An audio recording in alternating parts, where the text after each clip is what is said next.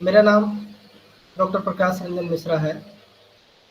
मैं अभी रिसेंट अगरतला में हूँ और यहाँ केंद्रीय संस्कृत विश्वविद्यालय का जो एकलव्य कैंपस है अगरतला में, उसमें वेद वेदांग विद्या स्थान विभाग का जो हमें टॉपिक दिया गया है और उसमें 4 टॉपिक प्रोवाइड किया गया है। अभी हमें आज का जो टॉपिक है हमें टॉपिक दिया गया संबंधित है, यानी कि वेद और वेदांग।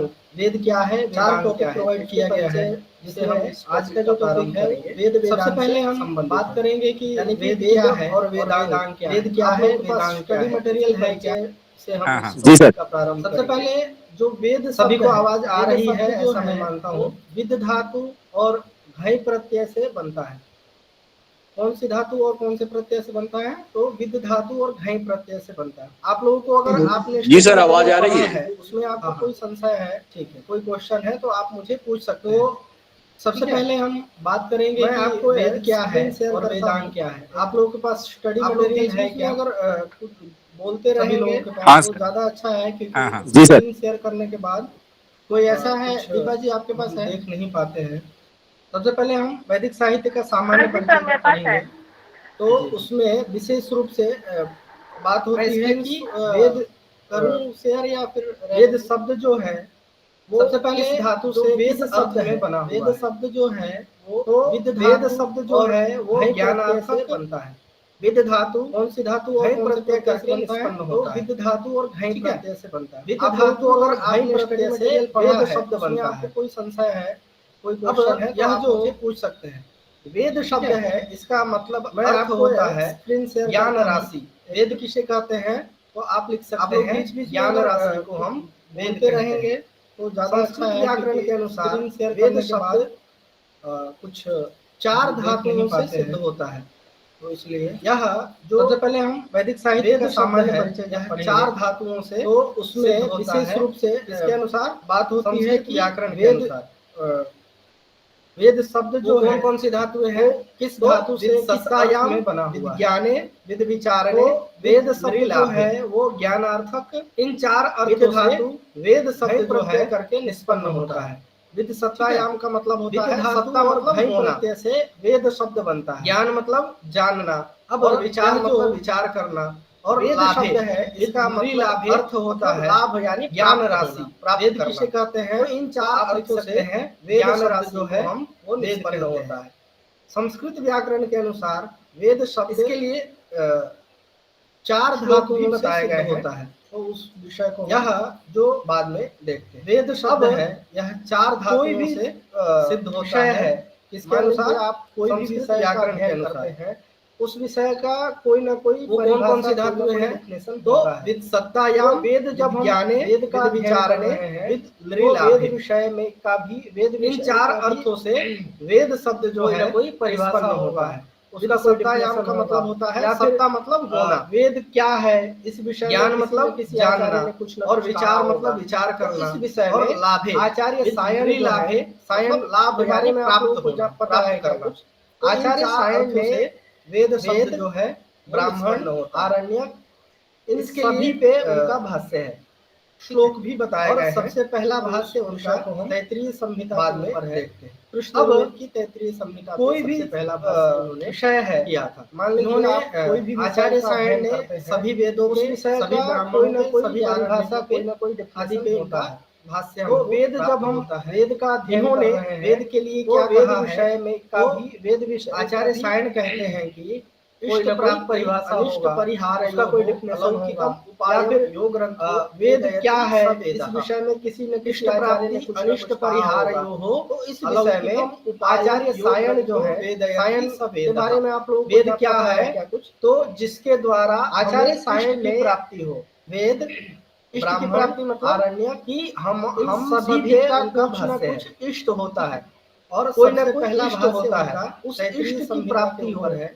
ठीक है। और अनिष्ट का निवारण सबसे पहला जो अलौकिक उपाय को बताता है, इष्ट की प्राप्ति के लिए बताता है इन्होंने, और अनिष्ट के निवारण का जो अलौकिक उपाय बताता है, वही क्या है, वेद आदि पे इनका। ऐसा कौन कहता है, आचार्य सायन कहते हैं। इन्होंने ये डिफिनेशन पूछा हुआ है कि इष्ट प्राप्ति अनिष्ट, आचार्य सायन कहते हैं कि इष्ट प्राप्ति अनिष्ट परिहार अथवा जिसके द्वारा हमें इष्ट की प्राप्ति तथा अनिष्ट का निराकरण, इष्ट प्राप्ति अनिष्ट परिहार उपाय पता चलता है, उसे उपाय वेद कहते हैं। तो वेद कहा है, तो आचार्य वेद क्या है, तो जिसके द्वारा हमें दूसरे आचार्य प्राप्ति हो। आचार्य विष्णु मित्र, इष्ट की प्राप्ति मतलब ने अपना हम सभी का कुछ न कुछ इष्ट होता है कि वेद क्या है, इष्ट होता है, उस इष्ट की प्राप्ति हो, लभ्यन्ते, और अनिष्ट का निवारण पुरुषार्थ जो अलौकिक उपाय को बताता है। विद्यन्ते ज्ञायन्ते, इष्ट की प्राप्ति के लिए बताता है, और अनिष्ट के निवारण का जो अलौकिक उपाय जिसके द्वारा, वही क्या है, वेद। हमें ऐसा कौन कहता है, आचार्य पुरुषार्थ। अगर ये डिफिनेशन पूछा हुआ है, बोध होता है, उसी को परिहार कहते हैं, अलौकिक वेद कहते हैं। ऐसा कौन कहता है, आचार्य, अथवा जिसके द्वारा हमें इष्ट की प्राप्ति तथा अनिष्ट का निराकरण। अब आपस्तंभ का अलौकिक उपाय पता चलता है, मंत्र ब्राह्मण वेद नाम, ये कौन कहा है, तो आचार्य सायन। मंत्र और ब्राह्मण को वेद नाम से दूसरे आचार्य एक हुए आचार्य विष्णु में, ठीक है। महर्षि दयानंद सरस्वती कहते हैं, विदंती जानंती, तय है कि वेद क्या है, तो विद्यन्ते द्वारा हम लभ्यन्ते सभी धर्मादि पुरुषार्थ उचितानुचित का विवेक कर लेते हैं। विद्यन्ते ज्ञायन्ते लभ्यन्ते एभिः धर्मादि पुरुषार्था इति वेदाः। तो इस तरह से इसके द्वारा आचार्यों ने वेद के विषय में हमें बताया है। अब वेद के कुछ पर्यायवाची शब्द ज्ञान होता है, बोध होता है, वेद के पर्यायवाची शब्द कौन कौन से हैं, वेद कहते हैं। ऐसा कौन कहता है, सबसे पहले आचार्य विष्णु मित्र कहते हैं, श्रुति। अब आपस क्यों कहा गया वेद को, जो श्रोत सूत्र है उसमें कहा, वेद को मंत्र ब्राह्मण कहा गया है कि श्रवणात् श्रुति ही, सुनने ब्राह्मण को वेद नाम विषय का ज्ञान होता है। प्राचीन काल में, ठीक है, महर्षि दयानंद सरस्वती परंपरा में अध्ययन किए, परंपरा में अध्ययन करते हैं वेदा, उनको क्या होता है, इसके द्वारा हम गुरु जी जो है वो सभी बैठ के मंत्रोच्चारण करते हैं, उचितानुचित का विवेक कर लेते हैं, सम्मुख होकर बोध कर लेते हैं, मंत्र को श्रवण करके और उसका वेद कहते हैं, अनुच्चारण करते हैं, यानी कि पुनरुच्चारण करते हैं। इस तरह से और इन आचार्यों ने वेद बार बार उसका श्रवण करने से उसको हम याद कर लेते हैं। पर्यायवाची शब्द भी श्रुति कहा गया। श्रवणात् वेद के पर्यायवाची शब्द कौन कौन से हैं, तो अनुश्रवः भी कहा जाता है वेद को, और गुरु मुखानुश्रुति क्यों कहा गया वेद को, श्रवो वेद को श्रुति इसलिए कहा गया है कि श्रवणात् श्रुति में भी सुनने से इस विषय का ज्ञान होता है। प्राचीन काल में पूर्वकम जो ऋषि परंपरा में ज्ञान है उसी को हम ऋषि परंपरा में अध्ययन करते हैं,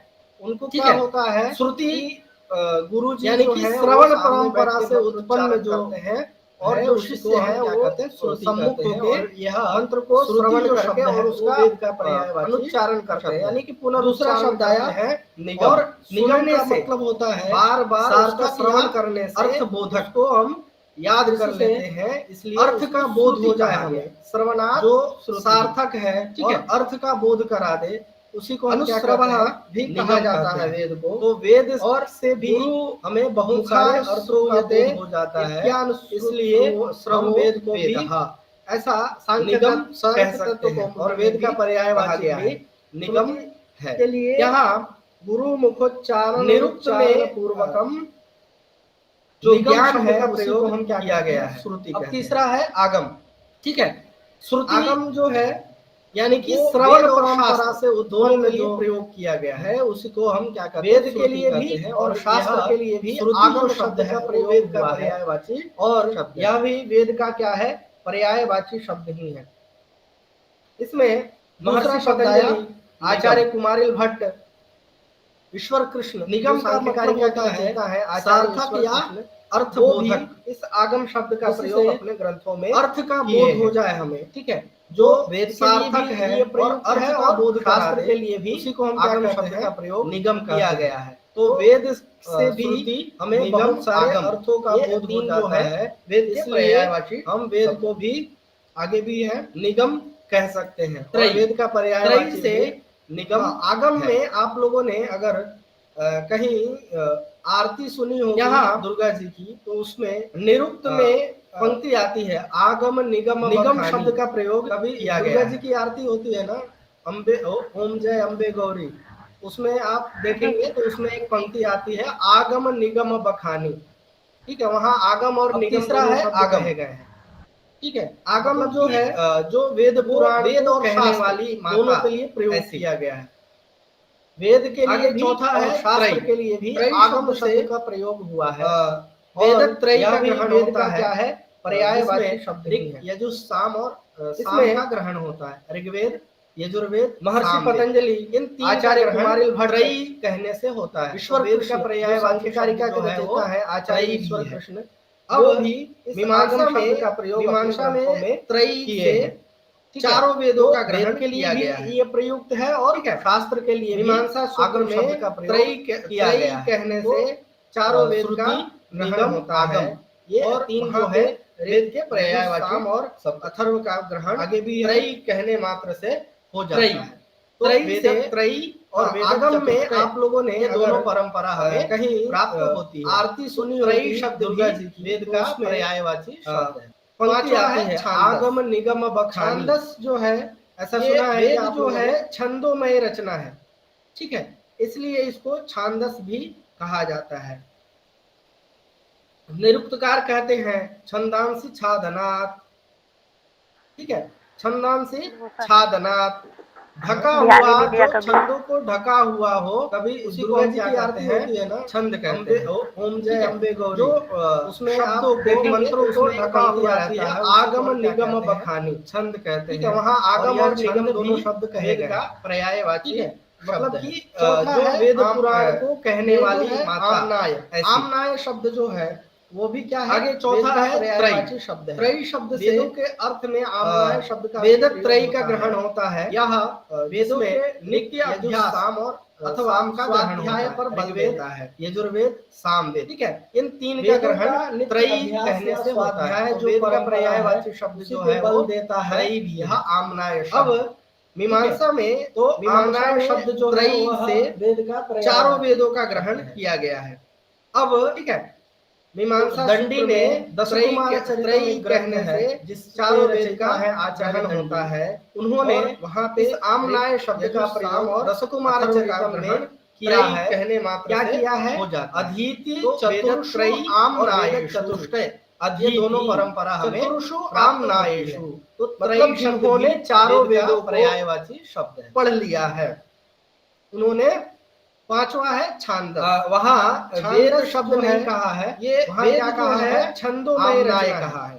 ठीक है, तो आमनाय भी छांदस और यह स्वाध्याय के अर्थ में भी प्रयोग होता है। स्वाध्याय कहते हैं स्वशाखाध्याय स्वाध्याय, जो खुद की शाखा का बार बार छादना अध्याय ढका हुआ जो छंदों को ढका हुआ अध्याय, उसी को हम क्या कहते हैं, इसलिए छंद कहते हैं। उपनिषद वाक्य भी है स्वाध्याय को मंत्रों को ढका हुआ रहता है, उसी आगे क्या कहते हैं स्वाध्याय शब्द कहते हैं। वेद का पर्यायवाची है, वेद का पर्यायवाची उपनिषद और तैत्तिरीयोपनिषद में, सतोथ ब्राह्मण में, इन सभी जगहों पे स्वाध्याय शब्द जो है वो वेद के अर्थ में आया है। स्वाध्यायोधेतव्यः शब्द जो है स्वाध्याय प्रवचनाभ्याम का पर्यायवाची शब्द है। वेदों के स्वाध्याय और प्रवचन से प्रमाद होता है, नहीं करना चाहिए। यानी वेदों के नित्य अभ्यास के अथवा स्वाध्याय पर बल करने से कभी भी प्रमाद, हमको प्रमाद यानी आलस अभ्यास नहीं करना है। जो परंपरा है तो इस तरह से यह आमनाय सात, ठीक है, जो वेद के पर्यायवाची जो है वह वेद का पर्यायवाची शब्द से समझ में आता है आप लोगों को। अब ये सात जो है दंडी ने दशकुमार चरितम एक ग्रंथ है। अब आगे बढ़ते हैं, रचयिता है वेद के महत्व के विषय में बात करते हैं। इस आमनाय शब्द का सबसे पहले दशकुमार धार्मिक महत्व किया है, उस विषय में क्या किया है। अधीति चतुर आचार्य आमनाय जानता है, आचार्य चतुर्षु आमनाय, इन्होंने स्मृति ग्रंथ जिन्होंने चारों वेदों के आधार पे हम चल लिया है। ठीक है, बहुत सारी चीजें हम उस स्मृति ग्रंथ से लेके वहाँ और वेद शब्द नहीं कहा है, हम जी रहे क्या कहा है। ऐसे आमनाय महाराज हुए तो आमनाय भी कहते हैं, और यह स्वाध्याय के अर्थ में भी प्रयोग होता है। स्वाध्यायो नाम वेद स्वशाखाध्याय, अखिल जो खुद की शाखा का बार बार अध्याय मूल तत्वों को जानने का एक मात्र साधन स्वाध्याय का, वह क्या है, ठीक है, इसीलिए ही है। उपनिषद वाक्य भी है स्वाध्यायो। दूसरी बात उन्होंने क्या कही कि आगे यह स्वाध्याय शब्द धर्मो वेद का पर्यायवाची है।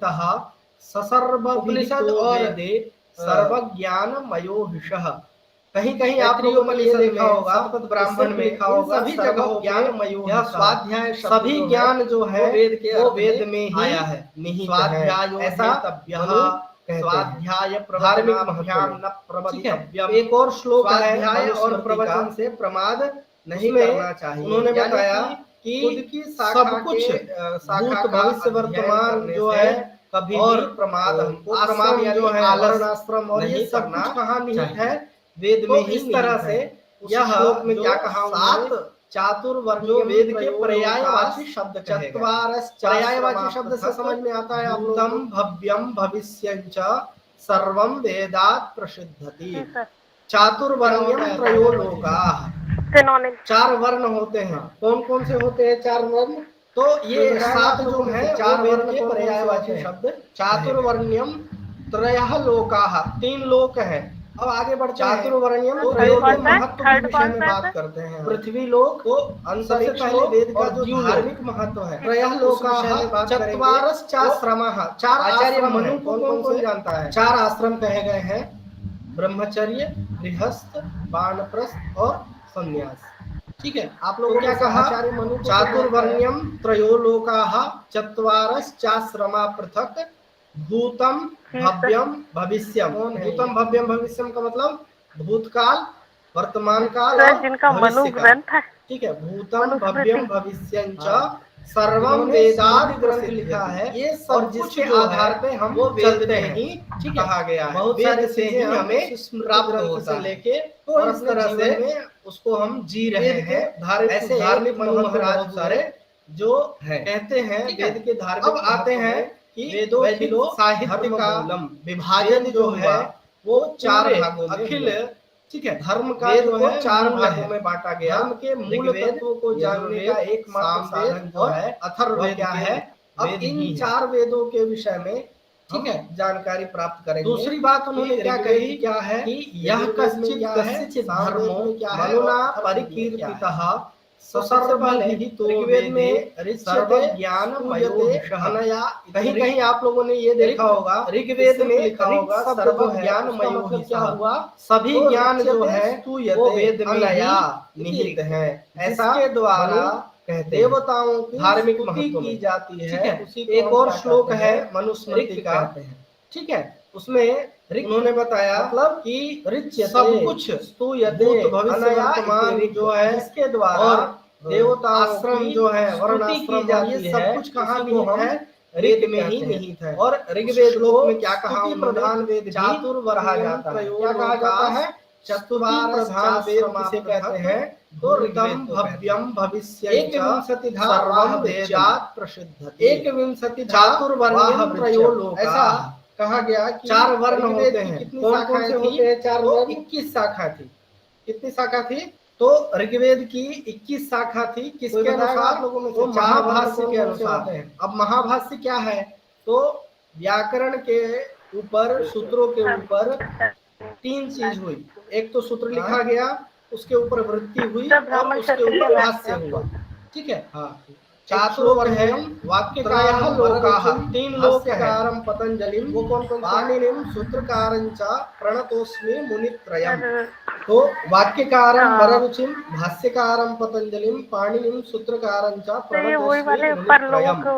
तो वाक्यकारं वररुचि अंतरिक्ष लोक, और वररुचि मतलब वररुचि कात्यायन को कहते हैं। चातुर्वर्ण्यों ने वृत्ति लिखा, सूत्र पृथ्वी लोक, अंतरिक्ष पाणिनि के सूत्र है, उसके ऊपर वृत्ति किसने लिखा, कात्यायन ने, और भाष्य किसने लिखा, पतंजलि ने। त्रयः लोकाः, यही जो पतंजलि का आश्रम है, चार आश्रम है, कौन कौन से, उसी को हम क्या कहते हैं, महाभाष्य कहते हैं। ठीक है। उस महाभाष्य में 85 या 84 आह्निक है, जिसके पहले आह्निक में जिसका नाम है पस्पशाह्निक क्रम से सबसे पहला कहा गया है एक विंशतिधा वाह वृक्षम, 21 शाखाएं ऋग्वेद की थी, किंतु चरण विहू ग्रंथ के अनुसार अभी वर्तमान काल में 5 शाखा जो है ऋग्वेद की प्राप्त 4 आश्रम कहे गए हैं। अब ये चरण विहू ग्रंथ जो के रचयिता है आचार्य शौनक। आचार्य शौनक ने क्या कहा, चातुर्वर्ण्यम त्रयोलोका, और उसमें उन्होंने बताया कि 21 शाखा थी, लेकिन वर्तमान में 5 शाखा हमें प्राप्त होती है। उसमें वर्तमान का संपूर्ण भविष्य हमें सकल शाखा जो है वो सर्वम वेदात प्रसिद्ध्यति, ये इसका विभाजन जब हम करते हैं वेद में ऋग्वेद का कहा गया है, इसका विभाजन दो भागों में प्राप्त होता है, एक तो मंडल से और दूसरा अष्टक। वेद के धार्मिक महत्व बहुत सारे मंडल क्रम में है, 10 मंडल हैं। अब आते हैं कि और वैदिक साहित्य का अनुवाद विभाजन जो हुआ 85 अनुवाद 4 भागों की संख्या है, ठीक है। एक वेद को 4 भागों में बांटा गया, संख्या में 2 मत है, यजुर्वेद एक सामवेद, कुछ लोग मानते हैं अथर्ववेद के 10,552 मंत्र हैं, और कुछ लोग मानते हैं सबको स्पष्ट दिखाई दे रहा है 580 1/4 मंत्र है ऋग्वेद में, ठीक है। अष्टक क्रम में जब हम जाते हैं तो 8 अष्टक है इसमें। अब इन 4 वेदों के विषय में एक अष्टक में 8 अध्याय है, तो 8 ऋग्वेद क्या है बराबर यजुर्वेद में क्या है 64 अध्याय है क्या है, और वेद में वर्ग की संख्या इसमें सबसे पहले है ऋग्वेद में 2006 प्राप्त होते हैं, अनया 24 वर्ग है ऋग्वेद में। ऋग्वेद शब्द जो है वो क्या हुआ 1,53,836 अनया, और अक्षर जो है वो द्वारा देवताओं की तो इस तरह से जाती है। ऋग्वेद को हमें ये 2 विभाजन हुए कहते हैं, ठीक है। विधा ऋग और उसमें मंडल क्रम और अष्टक क्रम है, और मंडल क्रम और अष्टक क्रम भेद से इसके द्वारा देवताओं की पूरा स्तुति की जाती है, उसी को हम ऋग कहते हैं। और ऋग्वेद को स्तुति प्रधान वेद भी कहा जाता है। क्या कहा जाता है, स्तुति प्रधान ऋग्वेद को कहते हैं। 10 मंडल होने के चलते 10 एक विंशतिधा वाह कहा जाता है, एक विंशतिधा वाह वृक्षम, ऐसा ही वेद कहा गया कि ऋग्वेद की कितनी शाखाएं थी, 10 शाखा कौन सी है, कितनी शाखा थी, ऋग्वेद है। अब देखिए ऋग्वेद के ब्राह्मण, आरण्यक और उपनिषद आपको यहीं पे हम दिखा दे रहे हैं कि ऋग्वेद के से संबंधित ब्राह्मण कौन से हैं, आरण्यक कौन से हैं और उपनिषद कौन से हैं। इसके लिए आपको एक ट्रिक बता देता हूँ। ऋग्वेद का ब्राह्मण, आरण्यक, उपनिषद आपको याद हो जाएगा। ऋग्वेद 3 बार आपको बोलना है, ऐसा है, ऐसा है, ऐसा है। ये क्या है, ट्रिक है। आप लोग भी बोलेगा है तो फिर पता चलेगा कि हाँ ऐत्रेय ब्राह्मण है या सांख्यायन ब्राह्मण है। दूसरे तो मैं क्या इसमें आ जाइए किया हूँ तो मुझे आरण्यक और सांख्यायन आरण्यक, मुझे मेरे सद में आ जाइए ऐत्रेयोपनिषद और सांख्यायनोपनिषद। तो ये ऋग्वेद ऐसा है, शाखा है, किसके अनुसार, अगर तीनों महाभाष्य के अनुसार, तो महाभाष्य क्या है, आरण्यक और उपनिषद। व्याकरण के ये ट्रिक से आपको याद रह जाएगा। 3 चीज, सांख्यायन ब्राह्मण का ही दूसरा नाम कौशिकी ब्राह्मण भी है, और उसके आरण्यक का दूसरा नाम कौशिकी आरण्यक। एक श्लोक है, सांख्यायन का आरंभ वररुचिम, भाष्य का आरंभ पतंजलिम। तो इस तरह से ऋग्वेद के ब्राह्मण, आरण्यक और उपनिषद एक जो है आपके सामने प्रस्तुत है। ऋग्वेद का जो है शिक्षा ग्रंथ क्या है, तो ऋग्वेद के का शिक्षा ग्रंथ जो है वो पाणिनीय शिक्षा है। पाणिनीय शिक्षा में 60 श्लोक क्लास ले रहा हूँ, क्लास लेके सुन, और यह शिक्षा ग्रंथ का संबंध जो है ऋग्वेद से है। तो वाक्य का आरंभ वररुचिम, भाष्य का आरंभ पतंजलिम, पाणिनिम सूत्रकारं च प्रातिशाख्य ग्रंथ है। तो वाक्य का आरंभ प्रातिशाख्य ग्रंथ से आप क्या समझते हैं? हाँ, प्रातिशाख्य जो है वो व्याकरण ग्रंथ है, ठीक है। जैसे व्याकरण के भी 2 भाग अगर हम कर सकते हैं तो 2 भाग हम कर देंगे। सबसे पहले वैदिक व्याकरण और लौकिक व्याकरण। तो लौकिक व्याकरण का संबंध जो है वो पाणिनीय व्याकरण से है। वृत्ति लिखा में सूत्र के लघु ऊपर सिद्धांत कौमुदी हुआ, जो पाणिनि के सूत्र हैं, मध्य उसके सिद्धांत ऊपर वृत्ति कौमुदी किसने हुआ, लिखा है? सिद्धांत कात्यायन कौमुदी हुआ, और भाष्य तो किसने वो क्या लिखा है? है? लौकिक पतंजलि ब्राह्मण है, ठीक है। तो यही जो जिनसे पतंजलि का जो शब्दों भाष्य की है, सिद्धि करते हैं भगवान और पतंजलि का शब्दों का हम उच्चारण क्या जानते हैं, शब्दों के बारे महाभाष्य में जानते कहते हैं।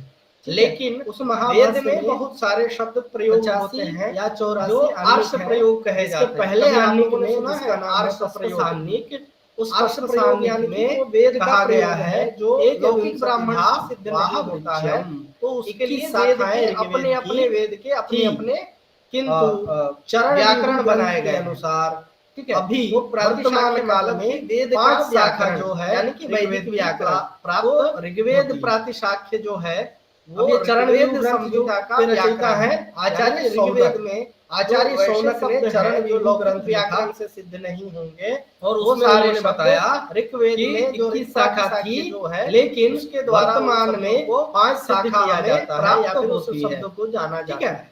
ठीक है। अब उसमें सभी वेद के संपूर्ण अपने रूप ज्योतिष से ग्रंथ हमें भी हैं। साकल तो शाखा ऋग्वेद का जो है, ज्योतिष ग्रंथ वो है प्राप्त होता वो है। आर्च ज्योतिष अब नाम से इसका जाना जाता है। विभाजन जब हम ऋग्वेद करते के हैं ज्योतिष ग्रंथ ऋग्वेद नाम का, है, तो इसका आर्च विभाजन ज्योतिष। 2 भागों में होता अब है। ऋग्वेद तो के मंडल क्रम जो और दूसरा स्रोत सूत्र है, अष्टक क्रम। गृह्य सूत्र है और सुल्भ ठीक है। सूत्र है। मंडल उनके क्रम विषय में हम जब बात 10 करेंगे, मंडल हैं, तो ये ऋग्वेद में सूत्र कहाँ से और आए? तो वेदांग अनुवाद जो है वो जो 6 है वो वेदांग है। 85 कितने अनुवाद वेदांग है? हैं? 85 वेदांग मतलब वेद के कितने 85 अंग अनुवाद हैं? हमारे भी और अंग होते हैं, हाथ पैर मुंह नाक आंख दांत, ये सब सूत्र हमारे की संख्या जो है अंग है। 1028 वेद भगवान और है, मंत्रों के वेद संख्या भगवान दो के मत भी हैं। 6 अंग तो कहे गए। कुछ लोग तो मानते उन हैं 6 अंगों 10,552 मंत्र हैं। कौन कौन से और हैं? कुछ लोग तो मानते हैं छंदः पादो वेदस्य 1/4 पठ्यते मंत्र है ज्योतिषाम नयनम ठीक है। चक्षु निरुक्तम अष्टक क्रम में जब हम श्रोत्रमुच्यते जाते हैं तो शिक्षा 8 अष्टक है इसमें। वेदस्य मुखम और व्याकरणम प्रत्येक स्मृतम अष्टक में 8 अध्याय है। तो 8 ब्रह्मलोके 8 बराबर, महीयते। तो वहाँ कितना हस्तौ होगा? कल्पोथ पठ्यते। 64 हाथ अध्याय जो है। वेद भगवान का हाथ जो है वर्ग वो की क्या है? संख्या इसमें कल्प 2 मत सूत्र है। कहीं कहीं और 2006 वह कल्प प्राप्त सूत्र होते जो हैं, है कहीं वो कहीं 4 2024 भागों में बांटा गया वर्ग है। हमें कौन कौन से में? ऋग्वेद में शब्द जो है वो स्रोत कितने हैं? सूत्र, गृह्य सूत्र, 1,53,826 धर्म सूत्र और शब्द हैं। शुल्भ सूत्र और भेद से अक्षर जो है 4 वो भागों में 4,32,000 कल्प सूत्र अक्षर को है। बांटा गया है। तो यहाँ इस तरह से ऋग्वेद स्रोत में सूत्र के 2 गृह्य विभाजन सूत्र, हुए, धर्म सूत्र विधा, और शुल्भ सूत्र और जो है, उसमें उसके मंडल विषय में क्रम हम बात और करेंगे अष्टक क्रम यहाँ है। पे। और तो मंडल क्रम आपको और इसलिए अष्टक बताया क्रम कि ये कहाँ आपके से आया सामने कल्प जो है, तो ये पूरा जो का पूरा चार्ट आपके सामने 6 वेदांग हैं, कितने मंत्र हैं, उन 6 कितने वेदांगों अक्षर में हैं, से कितने शब्द यह हैं, कल्प ये नामक सारी जो बातें वेदांग जो है है यहाँ पे उसके आप 4 देख भाग सकते हैं। हैं जो श्रौत गृह्य धर्म और अब शुल्भ के नाम से जाने ऋग्वेद जाते को हैं। 10 मंडल होने के तो चलते ऋग्वेद का दशतई जो श्रौत कहा सूत्र जाता है वो क्या है? कहा जाता है? अश्वलायन श्रौत सूत्र है। और ऋग्वेद को हम औषित दशतई वेद सूत्र भी है। कह सकते ठीक हैं। है। अगर आपसे गृह्य प्रश्न सूत्र पूछ क्या ले है? कि दशतई दशतई गृह्य संहिता सूत्र कौन सी है? सांख्यायन गृह्य तो सूत्र है ऋग्वेद है। और साम्य अब देखिए गृह्य सूत्र है। ऋग्वेद के ब्राह्मण आरण्य सूत्र क्या है? वशिष्ठ आपको धर्म यहीं पे सूत्र हम है, दिखा दे विष्णु रहे धर्म हैं। सूत्र है। ये ऋग्वेद और से संबंधित शुल्भ ब्राह्मण सूत्र जो कौन से है हैं? वो आरण्य कौन से ऋग्वेद है का और नहीं कौन है। से हैं। शुल्भ इसके लिए सूत्र में आपको एक क्या ट्रिक होता बता है देता हूँ कि ऋग्वेद का ब्राह्मण ब्राह्मण निर्माण आपको के याद हो विषय में जाएगा। बताया जाता 3 है। बार आपको बोलना वेदी है, के निर्माण ऐसा के विषय में बताया जाता ऐसा है, तो ऐसा ये है। जो है ये क्या है? ये ट्रिक है। यजुर्वेद से संबंधित है। ऐसा है, यह कर्म इसलिए ऐत्रेय ब्राह्मण सिर्फ और आप सांख्यायन इसको ब्राह्मण नोट कर लीजिए ठीक है। कि शुल्भ दूसरे सूत्र में जो है, आरण्यक में आ जाइए सिर्फ और ऐत्रेय सिर्फ आरण्यक यजुर्वेद और संहिता सांख्यायन का ही आरण्यक प्राप्त उपनिषद है। में आ जाइए बाकी तीनों तीनों संहिता संहिता यानी कि सांख्यायनोपनिषद, सामवेद और तो ये अथर्ववेद का ऐसा है, शुल्भ सूत्र ऐसा है, प्राप्त ऐसा नहीं है। होता अगर है 3 बार आप या कह फिर देते नहीं हैं, है, तो ऐसा भी ऋग्वेद हम का ब्राह्मण कह सकते हैं। आरण्यक और तो उपनिषद, स्रोत सूत्र ये आपने देखा, ट्रिक से आपको याद गृह्य रह सूत्र जाएगा। भी देख लिया, ठीक है। धर्म सांख्यायन ब्राह्मण का ही दूसरा नाम शुल्भ सूत्र कौशिक के बारे ब्राह्मण में भी है। मैं फिर से सांख्यायन बता दे आरण्य रहा का हूँ दूसरा नाम कि कौशिकी शुल्भ आरण्य सूत्र जो और है सांख्यायन सिर्फ उपनिषद और का दूसरा सिर्फ नाम यजुर्वेद संहिता का ही है। तो इस तरह से ऋग्वेद संहिता, ब्राह्मण, आरण्यक, सामवेद और अथर्ववेद आपके सामने इनका शुल्भ सूत्र प्राप्त नहीं होता या फिर नहीं है, अब ऐसा हम मान सकते हैं। ऋग्वेद का जो है शिक्षा करते क्या है हम, तो यह का शिक्षा वेद है वो पाणिनि उपवेद क्या है, पाणिनि पहले सबसे पहले किसने पढ़ा और ये कहाँ से प्राप्त हुआ और यह शिक्षा ग्रंथ का संबंध जो है तो यहाँ आप देख सकते हैं प्रातिशाख्य ग्रंथ 4 वेद के उपवेद भी होते हैं। प्रातिशाख्य ग्रंथ है तो ऋग्वेद का जो उपवेद है वो क्या समझते हैं आयुर्वेद, और बताएगा क्या उसके प्रथम पाठकर्ता जो आचार्य हैं वो कौन है, पैल नामक आचार्य ने सबसे पहले ऋग्वेद का अध्ययन किया। और ऋग्वेद जो है वो अगर नहीं पता है तो भी बोल दीजिए, ठीक है, नहीं पता ऐसा प्राप्त होता है कि अग्नि वायु रविभ्यामस्तु त्रयो वेद सनातनः, अग्नि वायु और रवि से 3 वेद प्राप्त हुए, तो उसमें अग्नि से ऋग्वेद प्राप्त हुआ।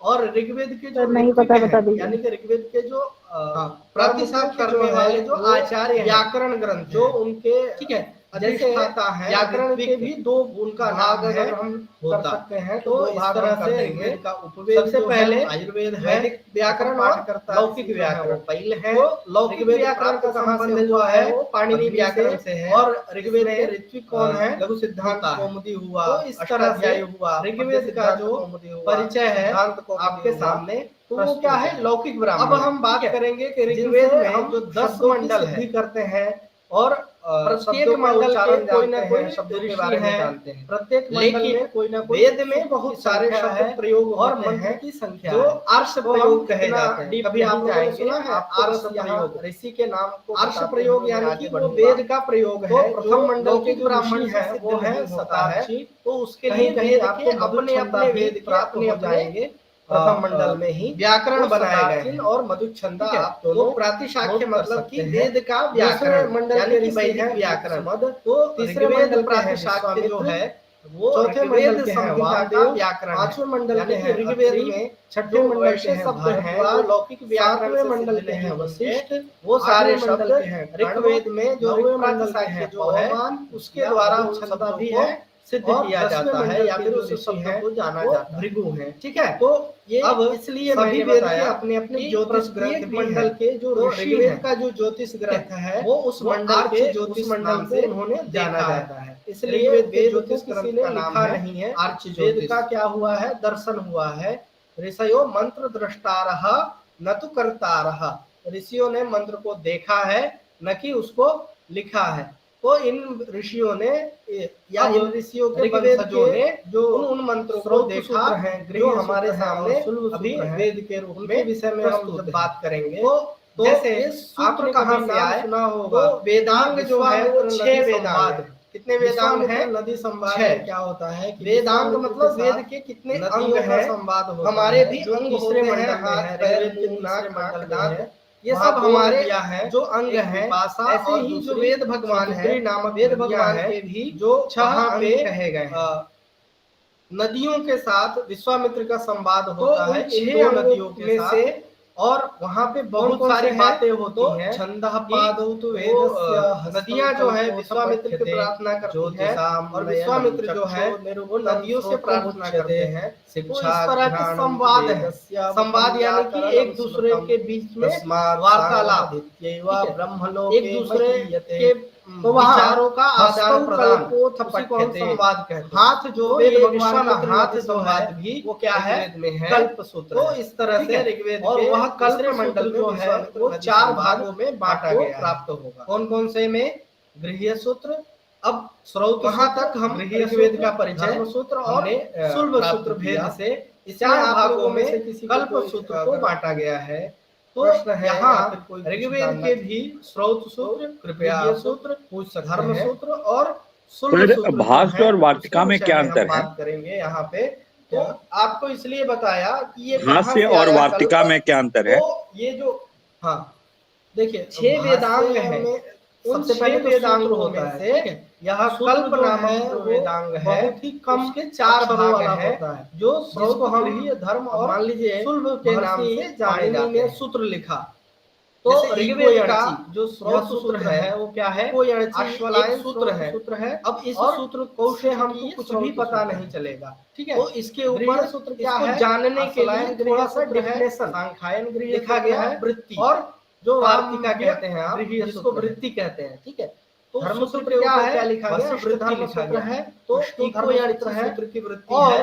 सुलभ सूत्र जो है यणस्यादचि संविदायाम नहीं है। विषये। सुलभ सूत्र में क्या होता है? उपास्य ऐसा रूप सिद्ध होता है। निर्माण तो इको विषय में बताया जाता स्थान है, पे यण हो वेदी जाए, के निर्माण के अच विषय परे में बताया रहते, जाता है। ऐसा तो ये इस जो वृत्ति है में लिखा गया। ये लेकिन यजुर्वेद अब से इस वृत्ति संबंधित से है, भी हमें समझ यह में नहीं कर्म आता है, इसलिए तो उसके ऊपर सिर्फ आप भगवान पाणिनि पतंजलि ने सूत्र जो है भाष्य लिखा, सिर्फ ठीक है। और सिर्फ तो यजुर्वेद भाष्य जो है का ही वो प्राप्त व्याख्या है। बाकी तीनों संहिता यानी कि ऋग्वेद, दो परंपरा सामवेद है और अथर्ववेद व्याख्या का की। सुलभ एक सूत्र समास प्राप्त और दूसरा नहीं होता व्यास है, या ठीक फिर है। नहीं है। समास ऐसा भी परंपरा हम में क्या होता कह है सकते हैं। कि कम तो शब्दों में बातों को आपने रख देखा, देना। और गृह व्यास सूत्र भी परंपरा देख में लिया, क्या होता है? धर्म सूत्र कि भी देख बहुत लिया, और छोटे सूत्र से के शब्द बारे को में भी बहुत मैं ही फिर से बड़ा बता दे रहा हूं बना के दिखाना, कि यानी कि सुलभ बहुत सूत्र ही जो है अच्छी तरह से सिर्फ आपके सामने और सिर्फ प्रस्तुत करना, यजुर्वेद उसी को हम संहिता क्या का कहते ही हैं? है। व्यास बाकी तीनों तीनों भाष्य संहिता परंपरा, यानी समास ऋग्वेद, परंपरा और सामवेद व्यास परंपरा और अथर्ववेद, तो इनका हम सुलभ ऐसा मान सूत्र सकते हैं प्राप्त कि नहीं जो होता वृत्ति है वो या समास नहीं परंपरा है, ऐसा और हम जो भाष्य मान है वो सकते हैं। व्यास परंपरा है। अब बात करते हैं वो सर आजकल कि कथावाचक यह को व्यास जो कहा वेद जाता है, है, तो क्या इसका ये उपवेद व्यास वही क्या परंपरा है? इसको मानी जाए सबसे जो पहले किसने जी, पढ़ा? हाँ, वही। और ये कहाँ से व्यास प्राप्त परंपरा हुआ? से और संबंध ये है इसके सर कौन है कि व्यास ठीक है? तो भगवान यहाँ व्यास आप ने देख बहुत देख सारे सकते ग्रंथों हैं की रचना कि की। चारों वेद जी। के उपवेद भी तो होते हैं, उसको ठीक है? हम व्यास परंपरा मान लेते हैं। तो कि ऋग्वेद मतलब का जो कि उपवेद है एक वो शब्द है के बहुत सारी आयुर्वेद, बातें, और ठीक है, मतलब कि जी। एक शब्द को समझाने के लिए प्रथम बहुत पाठ सारे करता जो आपको आचार्य उदाहरण हैं, के वो साथ कौन है? समझाया गया। पैल। पैल जैसे नामक मैंने ही आचार्य ने आपको सबसे जो पहले आमनाय ऋग्वेद का शब्द के अध्ययन विषय में किया। बताया, और तो ऋग्वेद मैंने जो कहा है कि वो अग्नि से प्राप्त हुआ आपके है, ठीक है? जो ऐसा प्राप्त होता है दश कुमार कि चरित्र अग्नि, के वायु, जो रवि, रचयिता व्याम, हैं दंडी, त्रयोवेद उन्होंने सनातनः। आमनाय शब्द का प्रयोग किया अग्नि, है, वायु और रवि ठीक है? से अन्य तीन बहुत वेद सारे प्राप्त लोगों ने, हुए। जैसे तो उसमें अग्नि से कुमारिल ऋग्वेद भट्ट प्राप्त ने हुआ, भी, यास्क और ने भी, ऋग्वेद सभी की लोगों ने ऋत्विक है, आमनाय शब्द यानी का कि प्रयोग ऋग्वेद के किया जो, है, ठीक है? कर्म जैसे को आगम करने शब्द के वाले विषय जो में मैंने आचार्य आपको हैं, कहा कि जो आपको उनके आगम जो शब्द है अधिष्ठाता है, वो ऋत्विक स्वाध्याय के अर्थ उनका में भी नाम प्रयोग है होता है। फिर मैंने होता। आपको एक तो लौकिक इस तरह उदाहरण से भी ऋग्वेद बताया का उपवेद कि जो जो है आरती हम आयुर्वेद गाते है, हैं दुर्गा प्रथम जी पाठ की, करता उसमें ऋषि जो है आगम वो निगम पैल है। पठानी ऐसा ऋग्वेद शब्द कहा प्राप्त गया है। कहाँ से तो हुआ है? इसी को हम कहते अग्नि हैं से। भाष्य। और ऋग्वेद ठीक के है? ऋत्विक कि कौन है? जी। एक बात को अलग अलग जगहों से आपको ऋग्वेद बताना का जो और परिचय सर है आपके ये सामने त्रयी वेद प्रस्तुत शब्द, है। त्रयी अब शब्द है ना हम सर, बात करेंगे कि उसके ऋग्वेद लिए में जो 10 मंडल है, दूसरा बुक में देखा था आदि दैविक, प्रत्येक आदि मंडल के भौतिक, कोई ना आध्यात्मिक कोई ऐसा ऋषि 3 है, होता है, उसके लिए प्रत्येक उसको मंडल त्रयी में बोलता कोई है ना करके कोई देखा था। सूक्त की वो भी संख्या ले है सकता है क्या हम और वही मंत्र शब्द की को? संख्या है। तो हम इतना डीप नहीं हाँ, जाएंगे। जब हम यहाँ उस ऋषि के विषय नाम में को जाएंगे बताते हुए तो मैं आगे वहाँ बढ़ूंगा। त्रयी का मतलब तो प्रथम मंडल के जो आध्यात्मिक, ऋषि हैं वो है शतार्थी।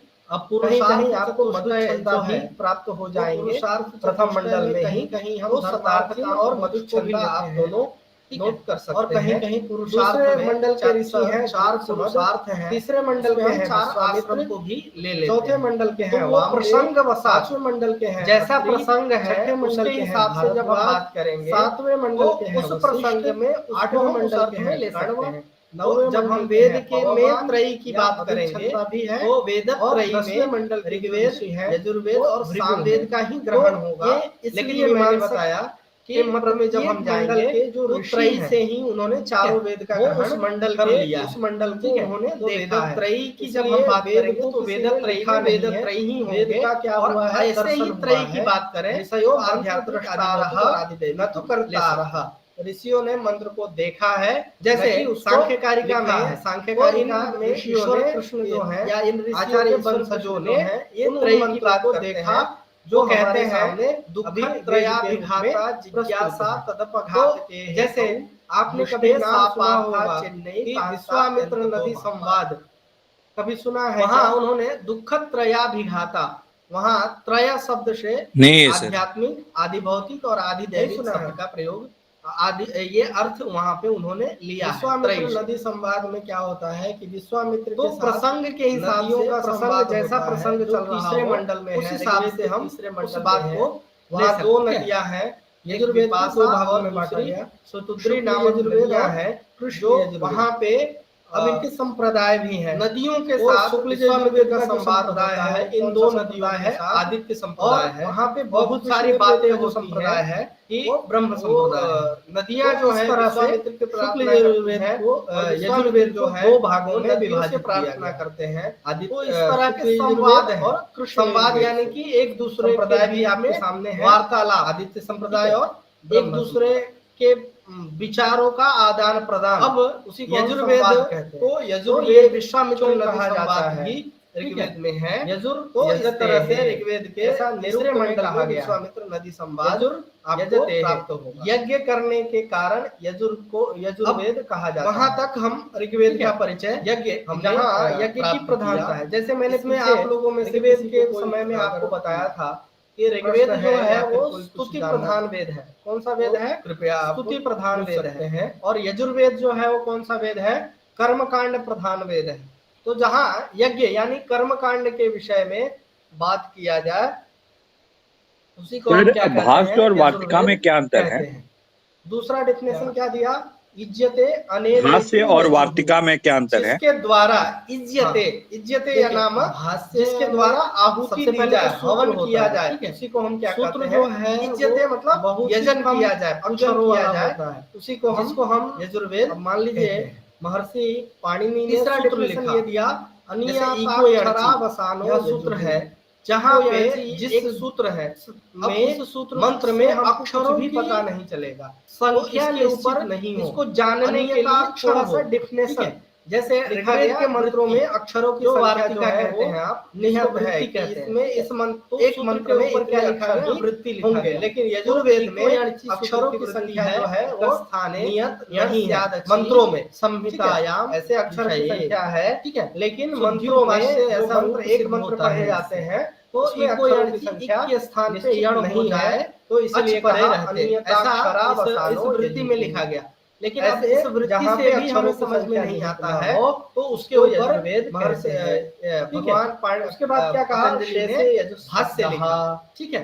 तो ऋग्वेद से जो शेष है वो क्या है? व्याख्या है, ठीक है।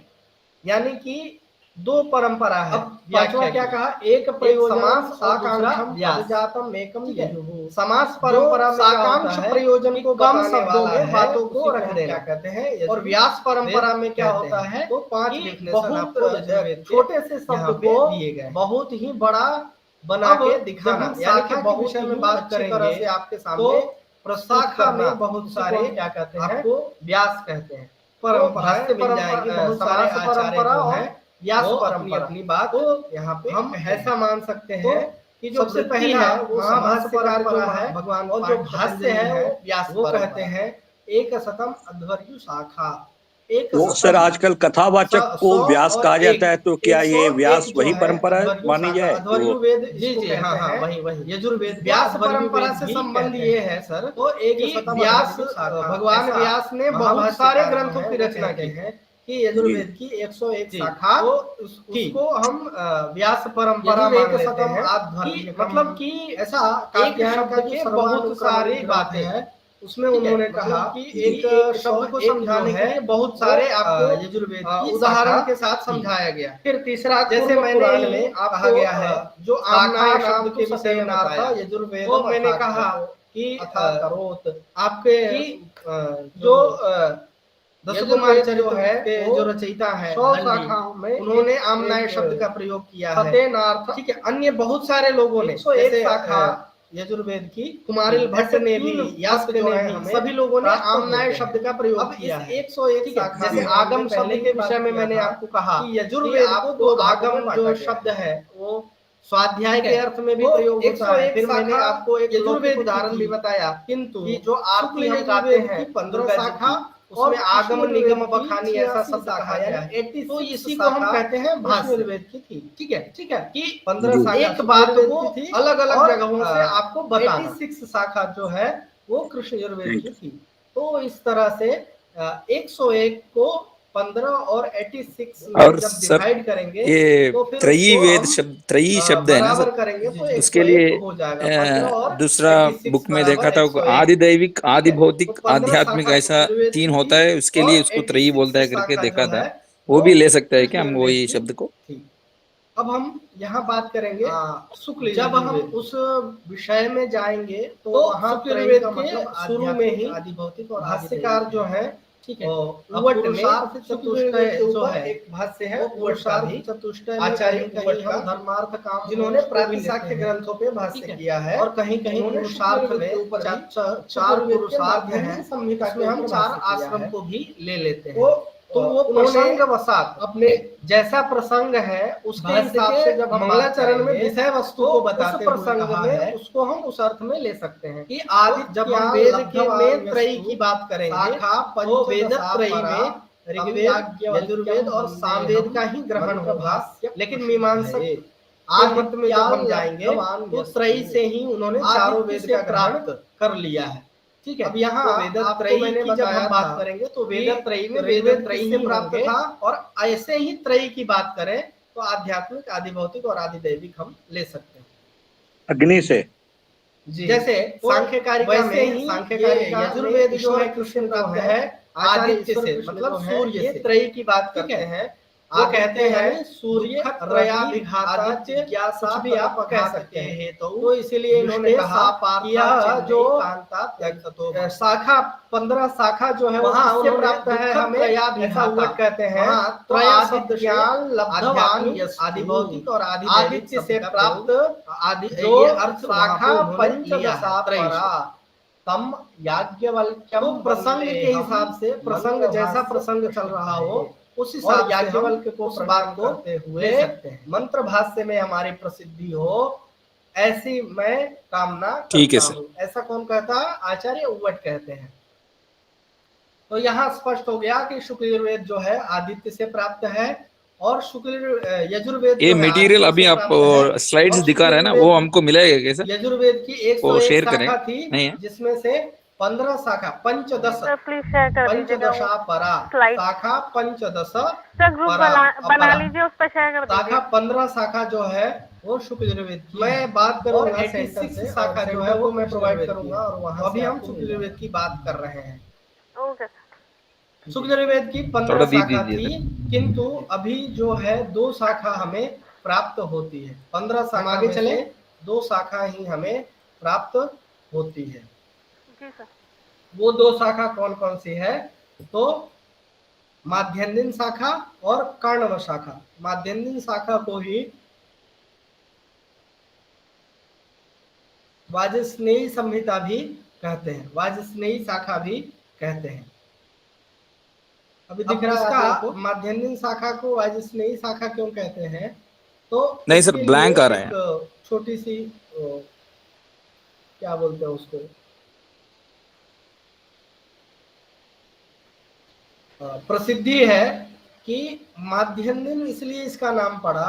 अभी ये मध्याह्न में इस शाखा को पढ़ा था, किसने? याज्ञवल्क्य। अभी आ रहा है क्या? ठीक है, आ रहा है। कब पढ़ा था? मध्याह्न काल में।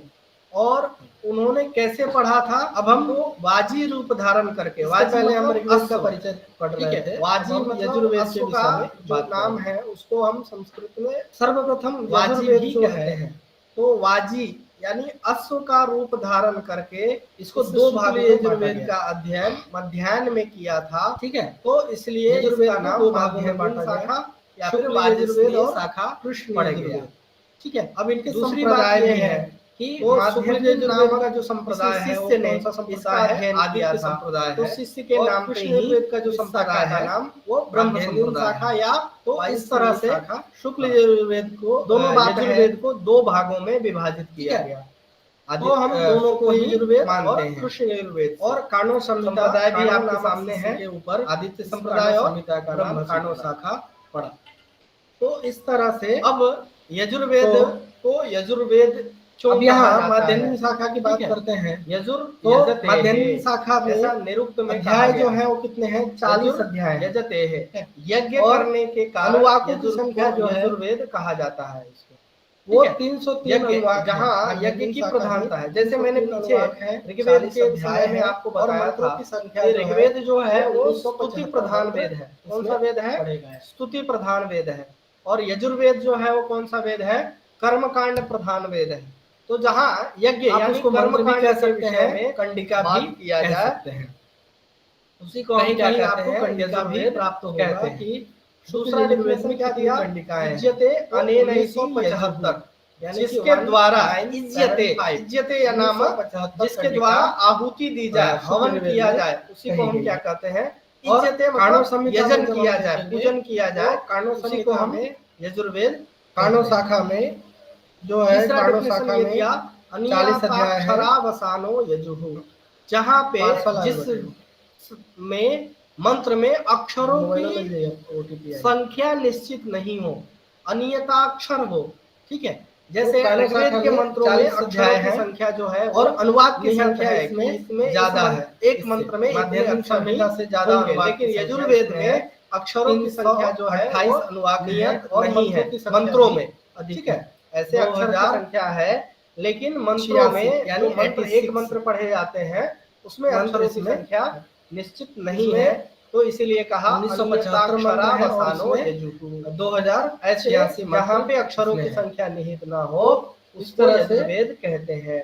ठीक है, माध्यम शाखा और कानो शाखा के विषय में आपके सामने ऋग्वेद से जो शेष है का जो 40वां अध्याय है, यानी कि ठीक है शुक्ल यजुर्वेद का जो 40वां अध्याय है। पांचवा क्या कहा? ईशावास्योपनिषद साकांक्षम पदजातम एकम। ईशावास्योपनिषद का नाम जो साकांक्ष प्रयोजन को बताने वाला है, उसी को हम क्या कहते हैं? यजुर्वेद। शुक्ल यजुर्वेद का जो 40वां नंबर अध्याय है यहाँ पे ईशावास्योपनिषद। अब जब हम शाखा के विषय में बात करेंगे, शुक्ल यजुर्वेद के दो शाखा में बहुत सारे हैं, आपको उस दोनों शाखा की परंपराएं ब्राह्मण बहुत सारे आचार्य जो हैं माध्यमिक शाखा के और कानो शाखा के हैं, दोनों के ब्राह्मण हैं। सबसे पहला महाभाष्यकार जो बृहदारण्य पतंजलि है, उपनिषद जो है ईशावास्योपनिषद और बृहदारण्य उपनिषद। एक अब यहाँ एक चीज ध्यान देने वाली है, 100 और 1 माध्यमिक शाखा जो है ब्राह्मण शाखा अध्वर्यु वेद 100 अध्याय कहते हैं। ठीक है, यजुर्वेद को माध्यमिक शाखा के शतपथ ब्राह्मण में कितने अध्याय है? वो एक 100 अध्याय है। लेकिन कानो शाखा का जो शतपथ ब्राह्मण है कि यदि 104 अध्याय शाखा, ठीक है, तो उस हिसाब से जैसे हमने पीछे देखा ऐसा माध्यमिक शाखा में अनुवाक की संख्या जो है वो कम है और कानो शाखा में ज्यादा है जो है। तो उसी हिसाब से यहाँ की माध्यमिक शाखा के शतपथ ब्राह्मण तीसरा कुर्म पुराण में अध्याय है गया है और कानो शाखा नाम तो सतेनार्थ यजुर्वेद 4 अध्याय है। तो अथा करो इस तरह से उनके कांड भी बढ़ते जाते हैं। तो ये यजुर्वेद जो है जब ब्राह्मण का जब हम 100 शाखा चर्चा करेंगे तब उस समय हम इसको अच्छे से रिफाइन करेंगे। 101 शाखा बस हम आपको ध्यान में रखने के लिए बता दिए हैं। मत जो माध्यमिक शाखा का प्राप्त ब्राह्मण जो है अब इस 101 शाखा और कानो शाखा पहले ही बात किया था 104 कि यजुर्वेद को 2 भागों में बांटा गया है। ब्राह्मण जो है दोनों का शतपथ ब्राह्मण है। 101 शाखा यजुर्वेद की थी और उपनिषद जो है यजुर्वेद की 15 शाखा और कृष्ण यजुर्वेद की ऐसे इस तरह से 86 शाखा कृष्ण यजुर्वेद, ठीक है, 15 शाखा और कानो शाखा के और ब्राह्मण 86 शाखा जो है उपनिषद की बात यजुर्वेद की यहाँ पे। तो इस तरह से 101 शुक्ल यजुर्वेद 15 और 86 से जब डिवाइड करेंगे सूत्र तो फिर उसको हम है और बराबर करेंगे तो 101 हो जाएगा। 15 और 86 बराबर 101 कर है। ठीक है, 15 शाखा सूत्र जो है वो और 86 कात्यायन जो है सूत्र है बौद्धायन सूत्र है। और अब हम यहाँ बात करेंगे शुक्ल यजुर्वेद माध्यमिक संहिता का भी है, शुक्ल यजुर्वेद कानो शाखा का भी स्रोत भाष्यकार जो है बौद्धायन ने शुक्ल यजुर्वेद के ऊपर एक गृह सूत्र भी सेम ही है, कात्यायन बौद्धायन और जिन्होंने प्रातिशाख्य ग्रंथ और धर्म सूत्र जो है वो हारी धर्म सूत्र है, सांख्य धर्म सूत्र है और विष्णु धर्म सूत्र है। सूर्य सूत्र जो है उन्होंने कात्यायन अपने बौद्धायन और आपस्तम भाष्य के मंगलाचरण में विषय वस्तु को बताते हुए सेम ही याद करनी है। श्रौत, गृही और आदित्यान। मैंने बोला था कि शुक्ल यजुर्वेद का ही शुक्ल सूत्र है, यजुर्वेद के ही वेद है शुक्ल यजुर्वेद, वो इसलिए शुक्ल यजुर्वेद का आदित्यान कात्यायन आदित्य से प्राप्त आपस्तम। अब यहाँ आपको मैंने बताया था, अब हम यहाँ से इससे प्राप्त की चर्चा प्रारंभ करेंगे। अब कृष्ण यजुर्वेद की कितनी शाखा थी?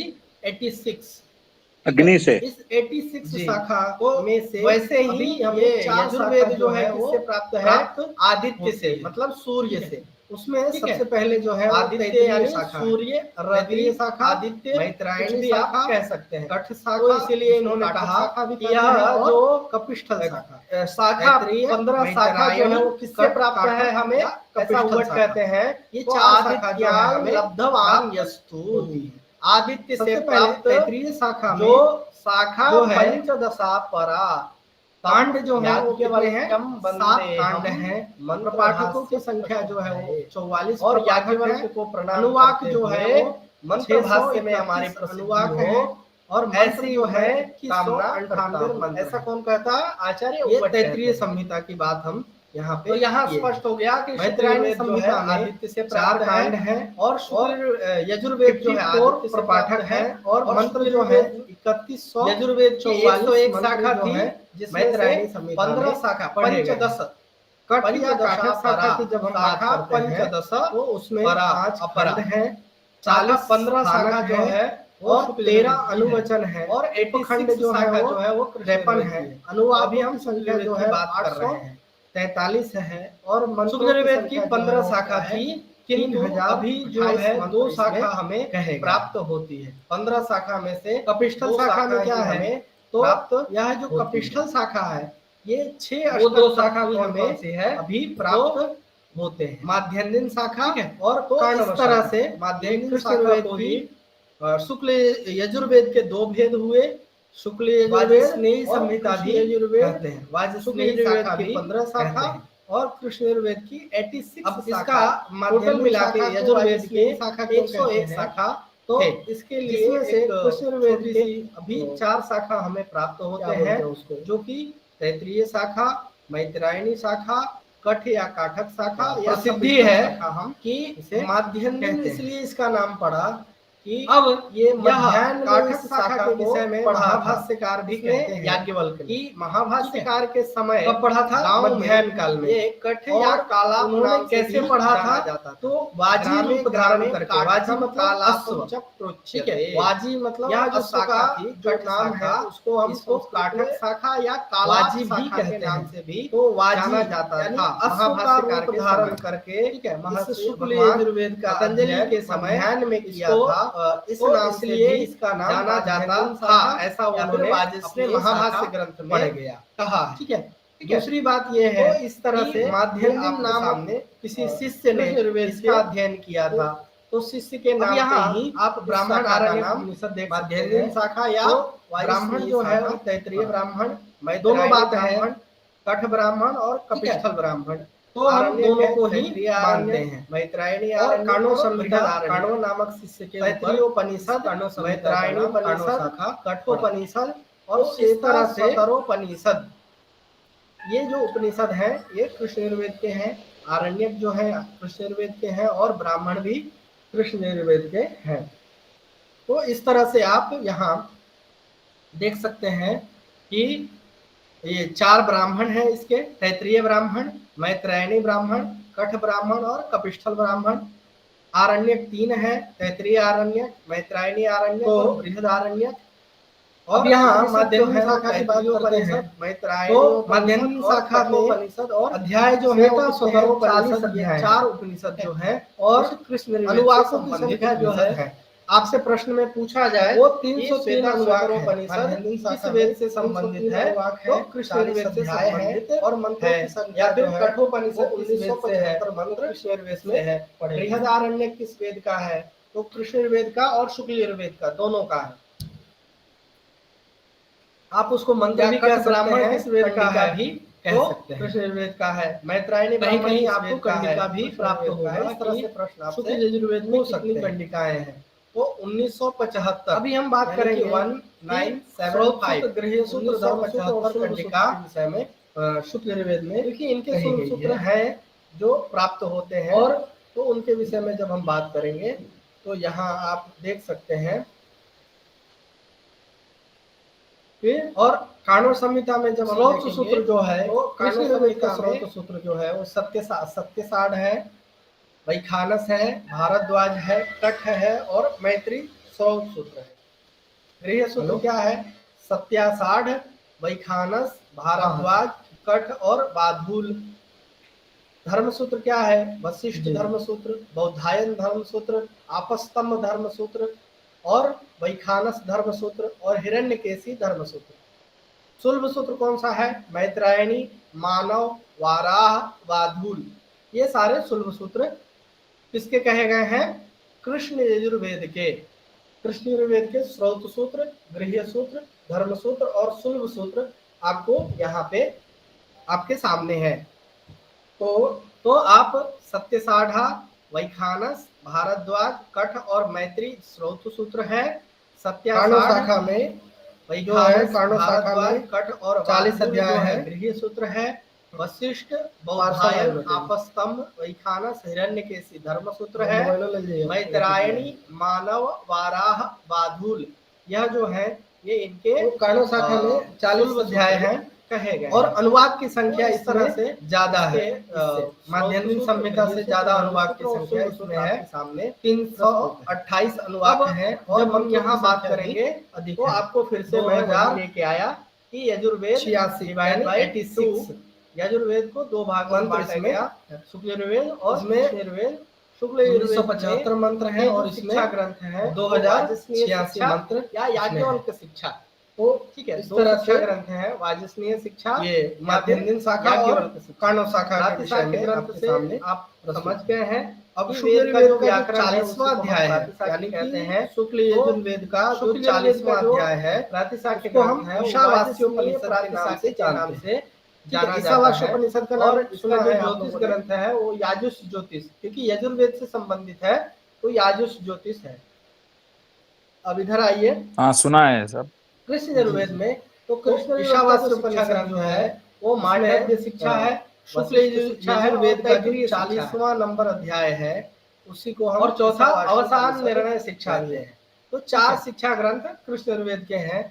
इसका जो व्याकरण है प्रातिशाख्य ग्रंथ वह तैत्तिरीय प्रातिशाख्य है, और इसका जो ज्योतिष ग्रंथ है वो अब चूंकि याजुष ज्योतिष है, क्योंकि यजुर्वेद का ही ज्योतिष ग्रंथ है। उस दोनों शाखा के ब्राह्मण आरण्यक उपनिषद आपके सामने है, माध्यमिक शाखा है और काणव शाखा। 5 शिक्षा ग्रंथ हैं, भारद्वाज शिक्षा ब्राह्मण, तो इसके 5 शिक्षा ग्रंथ आरण्यक है। और उपनिषद जो है ईशावास्य उपनिषद, यजुर्वेद का उपवेद क्या है? धनुर्वेद है। अब यहाँ एक चीज ध्यान देने वाली है, आयुर्वेद था। यजुर्वेद का उपवेद है धनुर्वेद।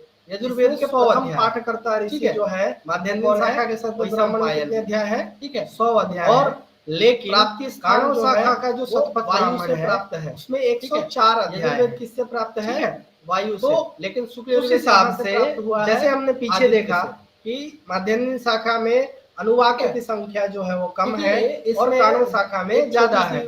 तो उसी हिसाब से यहाँ माध्यमिक शाखा के शतपथ ब्राह्मण में 100 अध्याय है और काणव शाखा नाराज हो गए में तो उन्होंने 4 अध्याय ने कहा या केवल इस तरह से उनके कांड भी बढ़ते जाते हैं। जो विद्या का अध्ययन है वो विद्या हमें ब्राह्मण का जबर दिए कर दिया करेंगे, तब उस समय उन्होंने कहा अच्छे से विद्या को हम कैसे वापस करेंगे। तो आप जो है बस हम आपको ध्यान में रखना वमन करिए हैं। ठीक है, माध्यमिक शाखा केवल ने क्या किया, उन मंत्रों को है वमन किया। वमन यानी ब्राह्मण में उल्टी किया, तो वह विद्या जो है उन ब्राह्मण जो है दोनों का बाहर निकल गई। आरण्यक उसी को आरण्यक है। कृष्ण यजुर्वेद जो है शाखा ईशावास्य और बृहदारण्यक का रूप धारण करके उस मंत्र ऐसे इस तरह से ग्रहण कर लिए। तो इसलिए तैत्तिरीय शाखा कृष्ण यजुर्वेद माध्यमिक शाखा और काणव शाखा के याज्ञवल्क्य ने आरण्यक सूर्य की उपासना की और सूर्य को प्रसन्न करके मध्याह्न के समय में अश्व का रूप धारण करके शुक्ल यजुर्वेद का फिर से अध्ययन किया। और शुल्ब सूत्र है यजुर्वेद जो है वायु से प्राप्त है और शुक्ल यजुर्वेद जो है वो याज्ञवल्क्य ने आदित्य से प्राप्त किया, सूर्य से। और इसके ऋतु जो है वो अध्वर्यु है, कात्यायन स्रोत यजुर्वेद है, यजुर्वेद का उपवेद है धनुर्वेद है, और यजुर्वेद के प्रथम पाठकर्ता जो आचार्य है यजुर्वेद माध्यमपायन संहिता का भी है, प्राप्ति स्थान वायु है, और ऋत्विक जो है वो कात्यायन बौद्धायन। यजुर्वेद शुक्ल यजुर्वेद के जो 40 अध्याय हैं, 40 अध्यायों कात्यायन बौद्धायन और आपस्तम के, और पहले 2 अध्याय में यानी कि पहले और दूसरे अध्याय में दशपूर्णमास याग का वर्णन है, और विष्णु तीसरे अध्याय में शुल्ब सूत्र जो है वो अग्न्याभान और चातुर्मास याग का वर्णन है।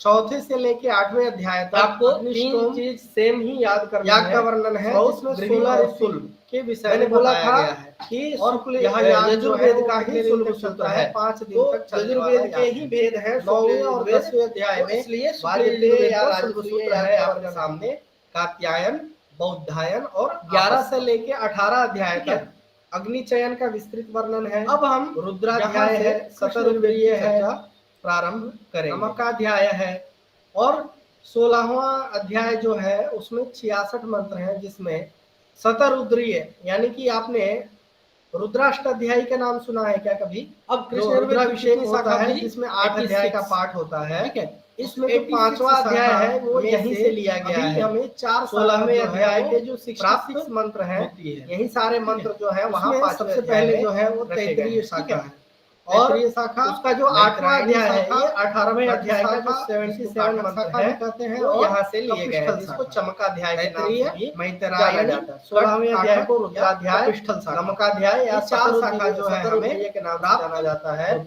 और सबसे पहले 18वें अध्याय को चमकाध्याय के नाम से जो है जाना जाता है।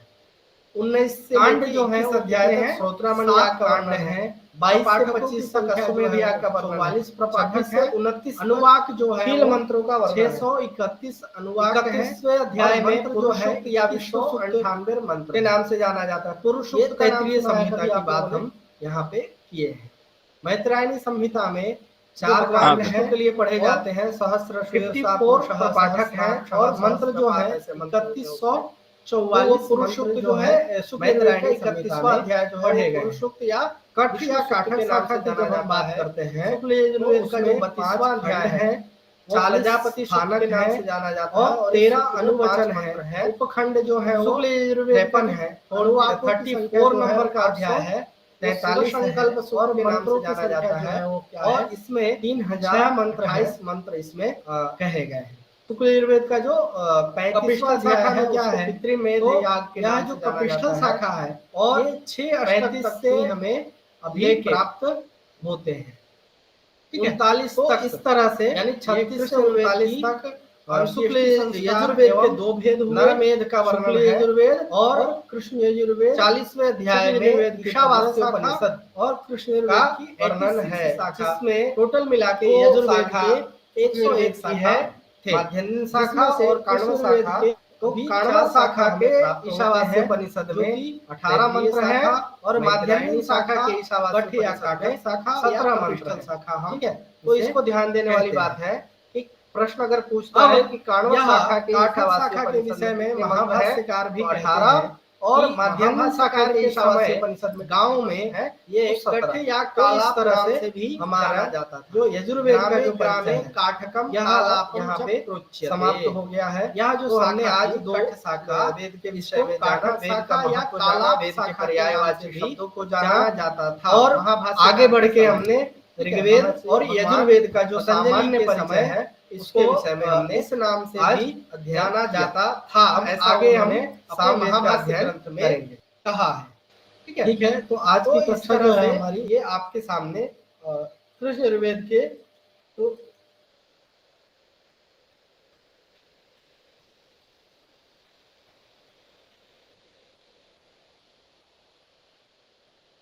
अब यहाँ आप ब्राह्मण आरण्यक उपनिषद देख सकते हैं।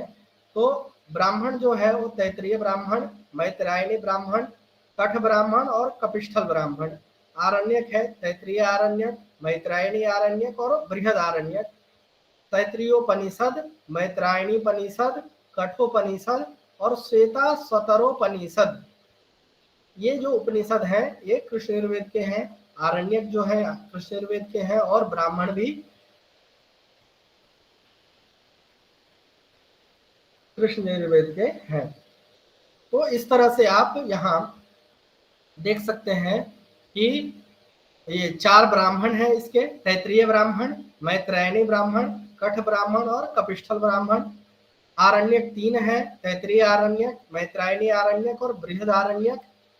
और उपनिषद जो है वो तैत्रीयोपनिषद, मैत्रायणीयोपनिषद और कठोपनिषद और श्वेता स्वतरोपनिषद, ये 4 उपनिषद जो है इस कृष्ण यजुर्वेद से संबंधित उपनिषद है। आपसे प्रश्न में पूछा जाए कि श्वेता स्वतरोपनिषद किस वेद से संबंधित है, तो कृष्ण यजुर्वेद से संबंधित है। या फिर कठोपनिषद किस वेद से है, तो कृष्ण यजुर्वेद से है। बृहद आरण्यक किस वेद का है, तो कृष्ण यजुर्वेद का और शुक्ल यजुर्वेद का, दोनों का है। या कठ ब्राह्मण किस वेद का है, तो कृष्ण यजुर्वेद का है। मैत्रायणी ब्राह्मण किस वेद का है, तो कृष्ण यजुर्वेद का है। इस तरह से प्रश्न आपसे हो सकते हैं। अभी हम बात करेंगे कि स्रोत सूत्र, गृह्य सूत्र, धर्म सूत्र और शुल्ब सूत्र के विषय में, क्योंकि इनके शुल्ब सूत्र हैं जो प्राप्त होते हैं, तो उनके विषय में जब हम बात करेंगे तो यहाँ आप देख सकते हैं कि स्रोत सूत्र जो है कृष्ण यजुर्वेद का स्रोत सूत्र जो है वो सत्यसाढ़ है, वैखानस है, भारद्वाज है, कठ है और मैत्री स्रोत सूत्र है। गृह्य सूत्र क्या है, सत्यासाढ़, वैखानस, भारद्वाज, कठ और बाधूल। धर्म सूत्र क्या है, वशिष्ठ धर्म सूत्र, बौधायन धर्म सूत्र, आपस्तम्भ धर्म सूत्र और वैखानस धर्म सूत्र और हिरण्यकेशी धर्म सूत्र। शुल्ब सूत्र कौन सा है, मैत्रायणी, मानव, वाराह, वाधूल। ये सारे शुल्ब सूत्र किसके कहे गए हैं, कृष्ण यजुर्वेद के। कृष्ण यजुर्वेद के स्रोत सूत्र, गृह्य सूत्र, धर्म सूत्र और शुल्ब सूत्र आपको यहाँ पे आपके सामने है। तो आप सत्यसाढ़ा, वैखानस, भारद्वाज, कठ और मैत्री स्रोत सूत्र है। सत्यासाढ़, वैखानस, भारद्वाज, कठ और वाधूल जो है गृह्य सूत्र है। वशिष्ठ, बौधायन, आपस्तंभ, वैखानस, हिरण्यकेशी धर्म सूत्र है। मैत्रायणी, मानव, वाराह, वाधूल यह जो है ये इनके शुल्ब सूत्र कहे गए हैं। तो इस तरह से इसके स्रोत सूत्र, गृह्य सूत्र, धर्म सूत्र और शुल्ब सूत्र आपके सामने प्रस्तुत है।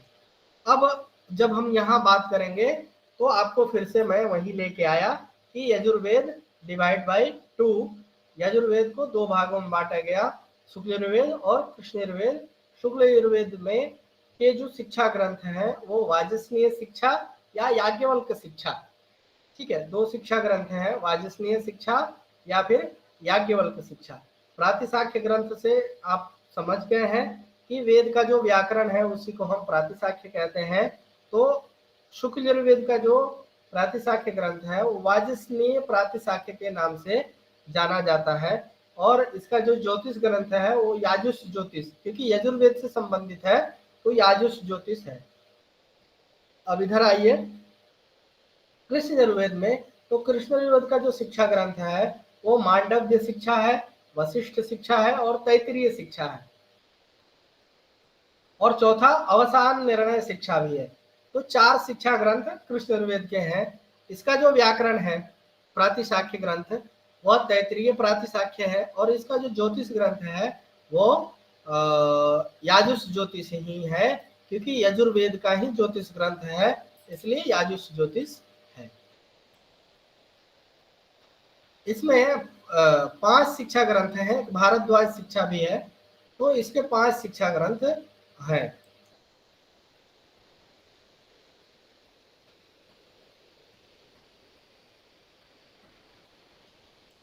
अब यजुर्वेद का उपवेद क्या है, तो धनुर्वेद है। ऋग्वेद का उपवेद क्या था, आयुर्वेद था। यजुर्वेद का उपवेद है धनुर्वेद। यजुर्वेद के प्रथम पाठकर्ता ऋषि जो है वो कौन है, वैशंपायन है, ठीक है। और प्राप्ति स्थान जो है वो वायु से प्राप्त है, ठीक है। यजुर्वेद किससे प्राप्त है, वायु से। लेकिन शुक्ल यजुर्वेद कहाँ से प्राप्त हुआ है, आदित्य से। ठीक है, क्योंकि इसमें एक छोटी सी कहानी है कि जब वैशंपायन जो है याज्ञवल्क्य से नाराज हो गए, तो उन्होंने वैशंपायन ने कहा याज्ञवल्क्य को कि आप ने जो विद्या का अध्ययन किया है वो विद्या हमें वापस कर दीजिए। तो उन्होंने कहा कि उस विद्या को हम कैसे वापस करेंगे, तो आप जो है उन मंत्रों का वमन करिए। ठीक है, तो याज्ञवल्क्य ने क्या किया, उन मंत्रों को वमन किया। वमन यानी उल्टी, ठीक है, उल्टी किया, तो वह विद्या जो है उनकी बाहर निकल गई। और उसी को कृष्ण यजुर्वेद के जो शाखा के अनुयायी थे वो तितिर का रूप धारण करके उस मंत्रों को ग्रहण कर लिए, तो इसलिए तैत्तिरीय शाखा कृष्ण यजुर्वेद की हो गई। तो फिर उसके बाद याज्ञवल्क्य ने भगवान सूर्य की उपासना की और सूर्य को प्रसन्न करके मध्याह्न के समय में अश्व का रूप धारण करके शुक्ल यजुर्वेद का फिर से अध्ययन किया। तो यजुर्वेद जो है वो वायु से प्राप्त है और शुक्ल यजुर्वेद जो है वो याज्ञवल्क्य ने आदित्य से प्राप्त किया, सूर्य से। ठीक है, और इसके ऋत्विक जो है वो अध्वर्यु है यजुर्वेद के। यजुर्वेद का उपवेद है धनुर्वेद। यजुर्वेद के प्रथम पाठकर्ता जो आचार्य है वो है वैशंपायन, और प्राप्ति स्थान वायु है, और ऋत्विक जो है वो अध्वर्यु है।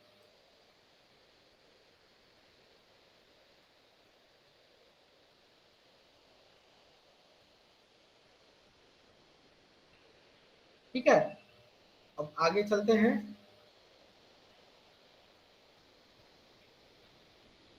अब यजुर्वेद शुक्ल यजुर्वेद के जो 40 अध्याय हैं उन 40 अध्यायों की विषय वस्तु के विषय में जब हम बात करेंगे, तो पहले 2 अध्याय में यानी कि पहले और दूसरे अध्याय में दशपूर्ण मास याग का वर्णन है। तीसरे अध्याय में अग्न्याधान और चातुर्मास याग का वर्णन है। चौथे से लेके 8वें अध्याय तक अग्निष्टोम याग का वर्णन है, जिसमें 16 ऋत्विक के विषय में बताया गया है। और यह याग जो है वो कितने दिन तक चलता है, 5 दिन तक चलने वाला याग है। 9वें और 10वें अध्याय में वाजपेय या राजसूय याग का वर्णन है। 11 से लेके 18 अध्याय तक अग्नि चयन का विस्तृत वर्णन है। रुद्राध्याय है, शतरुद्रीय है, नमकाध्याय है, और 16वां अध्याय जो है उसमें 66 मंत्र हैं, जिसमें शतरुद्रीय यानी कि आपने रुद्राष्टाध्यायी का नाम सुना है क्या कभी? हाँ सर। जो रुद्राभिषेक होता है जिसमें 8 अध्याय का पाठ होता है, उसमें जो 5वां अध्याय है वो यहीं से लिया गया है। 16वें अध्याय के जो 66 मंत्र हैं, यही सारे मंत्र जो है वहां 5वें अध्याय में रखे गए हैं। ठीक है, और उसका जो 8वां अध्याय है, ये 18वें अध्याय का जो 77 मंत्र है वो यहाँ से लिए गए हैं, जिसको चमकाध्याय के नाम से भी जाना जाता है। 16वें अध्याय को रुद्राध्याय, नमकाध्याय या शतरुद्रीय के नाम से जाना जाता है, और 18वें अध्याय को चमकाध्याय के नाम से जाना जाता है। 19 से लेके 21 अध्याय तक श्रोत्रामणि याग का वर्णन है। 22 से 25 तक अश्वमेध याग का वर्णन है। 26 से 29 तक खील मंत्रों का वर्णन है। 31वें अध्याय में पुरुष सूक्त या विष्णु सूक्त के नाम से जाना जाता है। पुरुष सूक्त का नाम सुना है कभी आप लोगों ने? जो भगवान विष्णु के लिए पढ़े जाते हैं, सहस्र शीर्षा पुरुषः सहस्राक्षः सहस्रपात, ऐसे मंत्र होते हैं उसमें। तो वो पुरुष सूक्त जो है शुक्ल यजुर्वेद का 31वां अध्याय जो है वो पुरुष सूक्त या विष्णु सूक्त के नाम से जाना जाता है। शुक्ल यजुर्वेद का जो 32वां अध्याय है वो प्रजापति सूक्त के नाम से जाना जाता है, और इस सूक्त में 5 मंत्र हैं। शुक्ल यजुर्वेद का जो 34 नंबर का अध्याय है वो शिव संकल्प सूक्त के नाम से जाना जाता है, और इसमें 6 मंत्र हैं। शुक्ल यजुर्वेद का जो 35वां अध्याय है उसको पितृमेध याग के नाम से जाना जाता है, और 35 से लेके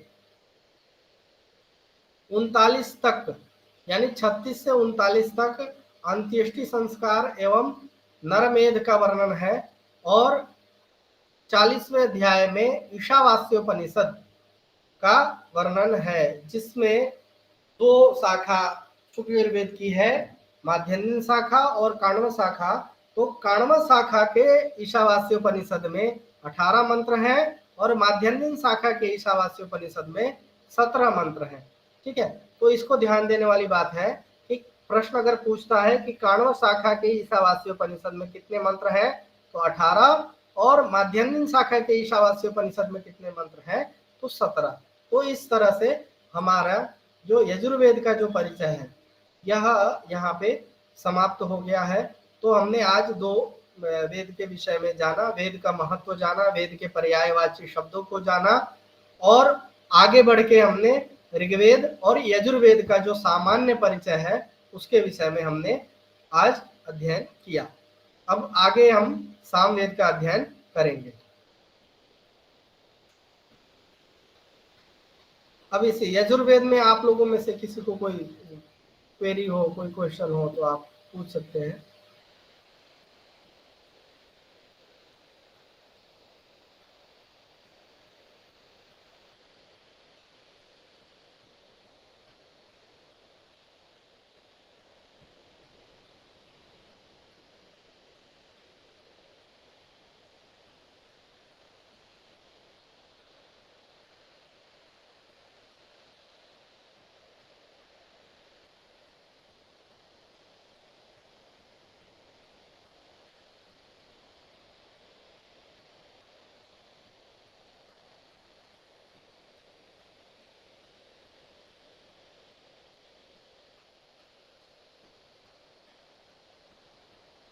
किसी को कोई प्रश्न हो तो प्लीज आप पूछ सकते हैं।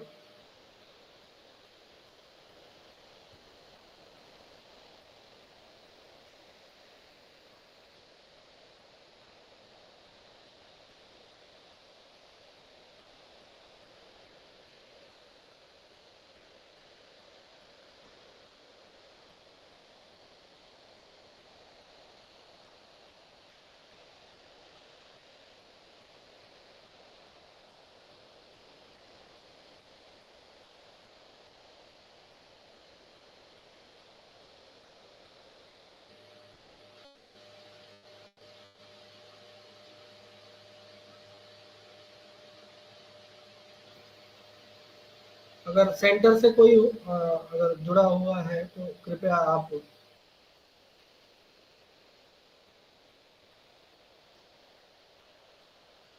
आरसी सेंटर जयपुर से कोई जुड़ा हुआ है।